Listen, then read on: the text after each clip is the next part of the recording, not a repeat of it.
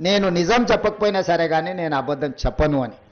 నిజం కొన్నిసార్లు కొంతమందికి ఇబ్బంది కలిగించవచ్చు, లేదా నేను చెప్పే నిజం కొంతమందికి అనవసరమైన సమాచారాన్ని ఇచ్చే అవకాశం ఉంటుంది.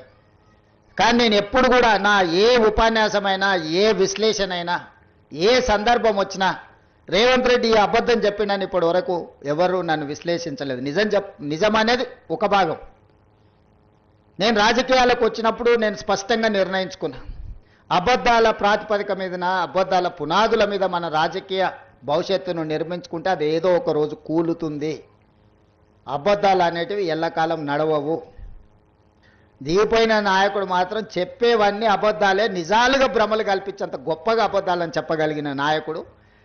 అందుకే కమ్యూనిస్టులను కూడా మొత్తం నాదే బాధ్యత పత్రిక నడిపించేది, అసలు మీరు ఏం చేయాల్సిన పర్లేదు, మొత్తం నేను చూసుకుంటా అని చెప్పాడు. అట్లా చెప్పిండంటేనే అనుమానించాలి.